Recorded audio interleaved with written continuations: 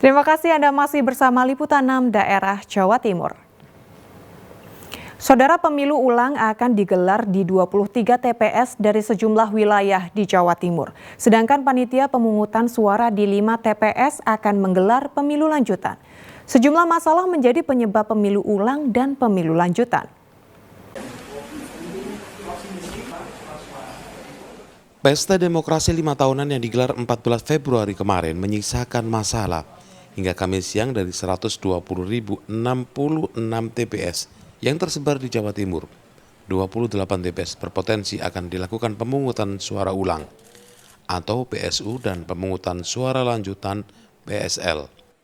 Dari 28 TPS bermasalah, pemungutan suara akan digelar di 23 TPS meliputi Kabupaten Malang, Probolinggo, Surabaya, Sampang, dan Bangkalan. Sedangkan pemungutan suara lanjutan akan digelar di 5 TPS di Kabupaten Malang dan Sampang. Ketua KPUD Jawa Timur, Khairul Anam mengatakan, alasan 28 TPS berpotensi PSU dan PSL karena kekurangan surat suara. Dapil surat suara tertukar antara kabupaten, serta adanya intervensi di mana kotak suara ditahan, hingga KPPS tidak bisa menggelar pemungutan suara.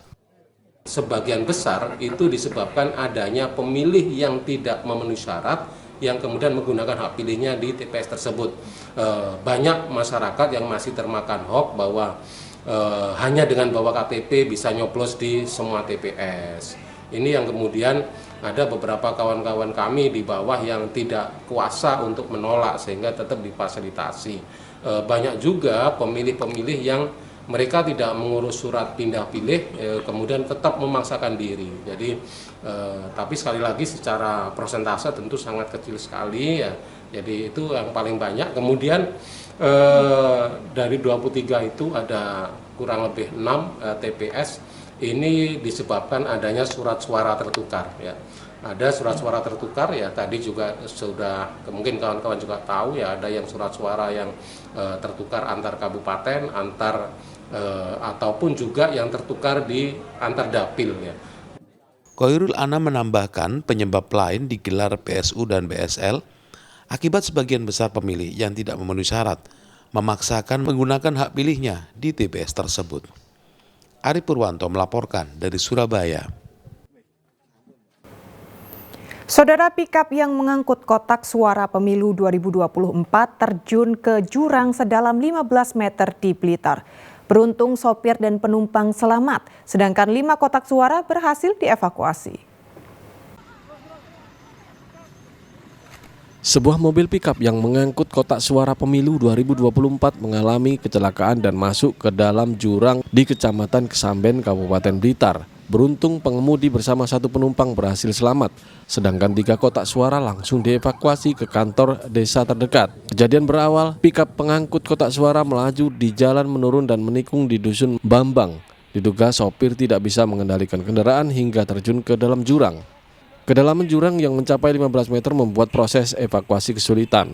Butuh waktu sekitar 1 jam untuk mengangkat pikap dari dasar jurang dengan menggunakan mobil derek. Lurus saya Pak, masuk jurang. Terus saya turun. Terus? Hantu. Tapi sopirnya sehat semua. Internetnya sehat. Berapa orang muatannya? Muatan kardus kotak TPS lah. 5. Terus orangnya ada berapa? 2. Sopir sama yang di belakang 1. Yang 1 kan di belakang. Oh, 1 di belakang, Ya, 1 di depan. Kasus kecelakaan ini masih dalam penanganan unit Laka Lantas Polres Blitar. Nur Ramadan melaporkan dari Blitar.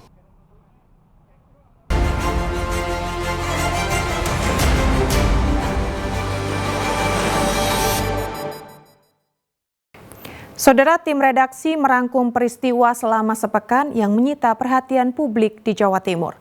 Di antaranya, pasangan suami istri di Mojokerto tewas terseret arus banjir saat liburan dan mandi di sungai. Serta seorang petani tewas tersambar petir di sawah. Selengkapnya dalam Surabaya sepekan. Pasangan suami istri di Mojokerto hilang terseret derasnya arus saat mandi di sungai Banyak Desa Candiwatu, Kecamatan Pacet. Korban bernama Ari Budi Yuwono berusia 53 tahun dan Ririn Martiningsih berusia 53 tahun.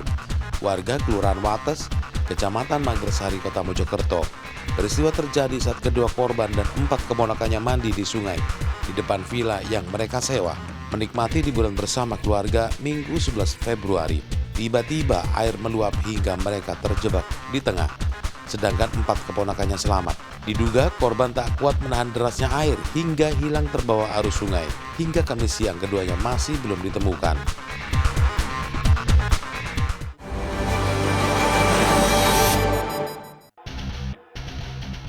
DA warga perumahan Bumi Mondoroko, Singosari, Malang ditetapkan sebagai tersangka pembunuh istrinya.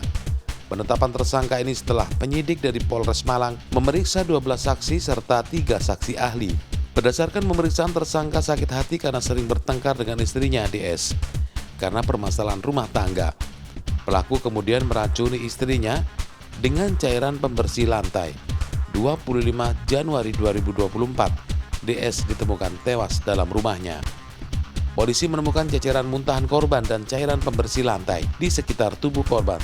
Tersangka dijerat pasal 44 ayat 1 dan 3 tentang KDRT dengan ancaman hukuman maksimal 12 tahun penjara.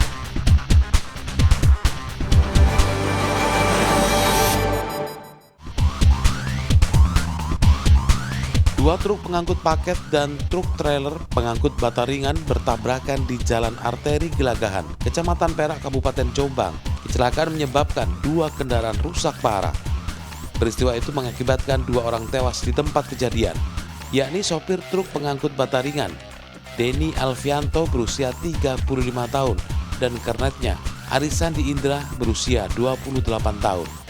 Sementara sopir truk pengangkut paket Deksi Arimawan asal Kota Surakarta dan kernetnya Randy Martiansa asal Kediri menderita luka.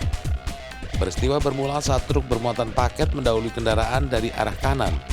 Diduga sopir kurang waspada sehingga bertabrakan dengan truk muatan bata ringan dari arah berlawanan.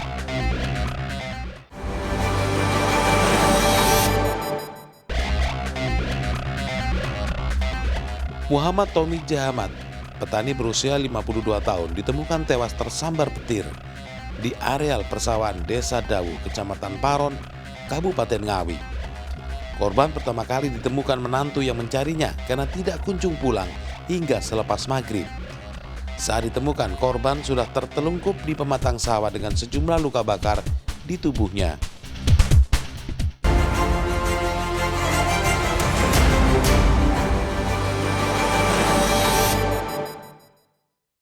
Saudara, guna mencegah banjir di Kecamatan Waru, Sidoarjo, petugas gabungan dari Dinas Pekerjaan Umum serta Badan Penanggulangan Bencana Daerah BPBD Jawa Timur menjingkirkan eceng gondok yang menyambut Sungai Kalibuntung.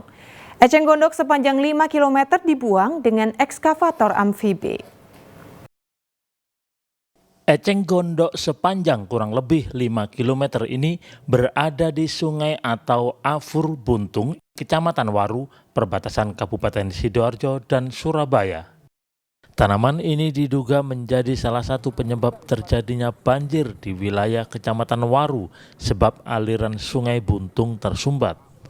Pemerintah Provinsi Jawa Timur mulai menerjunkan petugas gabungan dari Badan Penanggulangan Daerah BPBD, Dinas Pengairan Kali Brantas, dan Dinas Pekerjaan Umum Sumber Daya Air untuk menyingkirkan eceng gondok tersebut menggunakan ekskavator amfibi.